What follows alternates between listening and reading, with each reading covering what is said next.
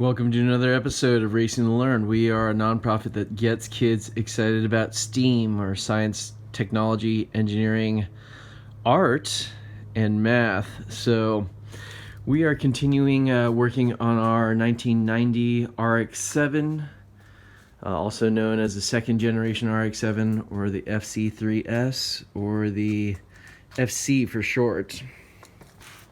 So not as sexy as the FD3S, or the third generation, or the last generation RX-7, which we also had one of. Unfortunately, we sold that car, much to our regret, but this is what we're working on today. So we're continuing with the seat install. We removed, you guys can check out all the, guys and gals can check out all the previous videos in the link in the video description. We'll link out to the playlist.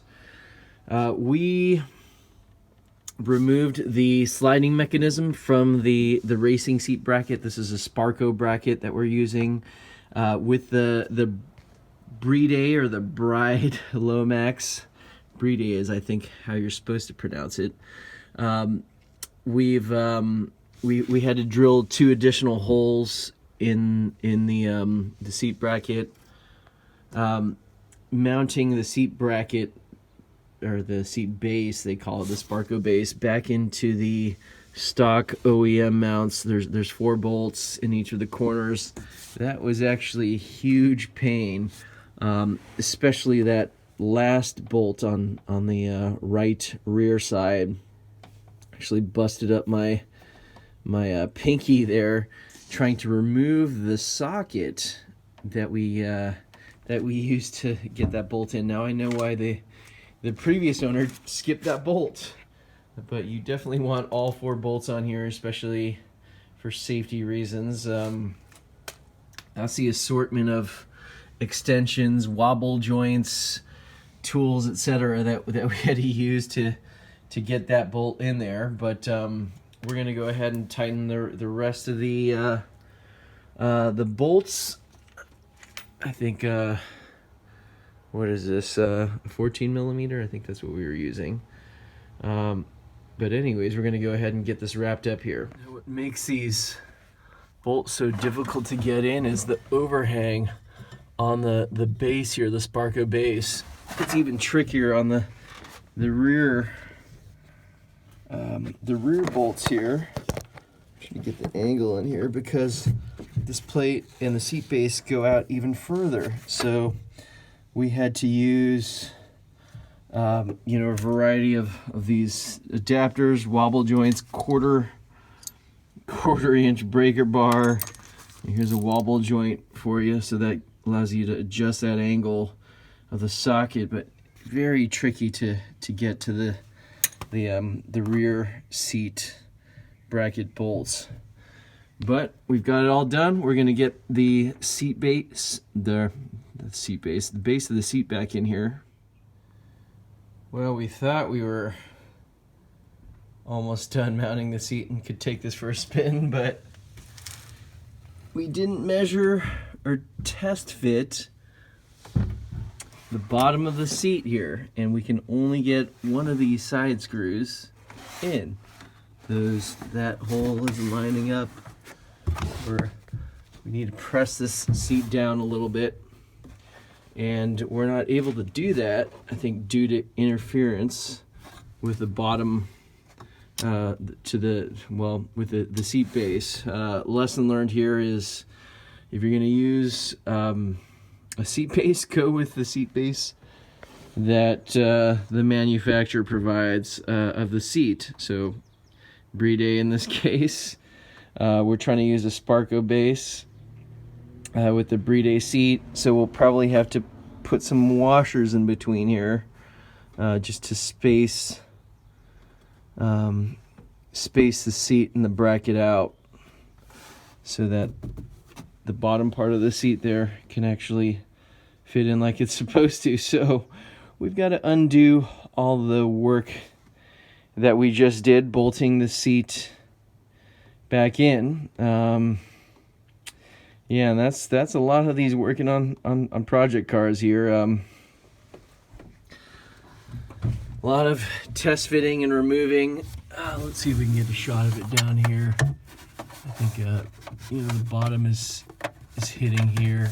Actually, we've got space there. I think it's more along this corner. That lighting is probably horrible, but we've got to pull this back out, and I think we're just going to go ahead and mount the seat base in first before installing this whole assembly. So we'll keep at it. All right, this is super frustrating. We've got the seat base mounted there, and we've got like a 1/4 inch gap, probably closer to a 1/2 inch at the back here, just due to the interference there with the bottom of the seat and the seat base here. So yeah, this low max seat really is it protrudes below that the base of the seat itself. So you really need you really need to use the Bride seat base instead of the Sparco one. They're definitely not compatible. I mean, even if we were to pick up that or you know, take up that slack in there with a bunch of washers or whatnot, we've got to get new bolts. Yeah, this is a bit of a conundrum here. Not sure if we want to use spacers on that. We're gonna go ahead and do some research and explore the different options here. We should have definitely checked this out beforehand. Didn't realize that seat base. We took out the seat base just to make removing the seat easier, and we didn't test the fitment of the seat base with everything else. So that's the risk you take when you combine parts from different manufacturers. So that is our current state of things. Yeah, I wish we had tested this before drilling the holes in the seat base and going through all that trouble. Not a lot of trouble, but definitely lessons learned here. So, all right, our options in summary are to use some spacers to take up the slack, you know, the gap there, fill up the gap with some washers, and use longer metric bolts to screw into the base of the seat there and the mounting plate. Switch over to a Sparco seat, or get some better quality sliders for the adjustment sliders for the seat to take up or to create a gap there, or give us enough clearance with the seat base. See, that's touching right there, and that is touching up at the top there as well. Anyways, those are our challenges for the day. Let us know what you guys think in the comments. Like, comment, subscribe if we've earned your subscription, and we will catch you next time. Thanks again for watching.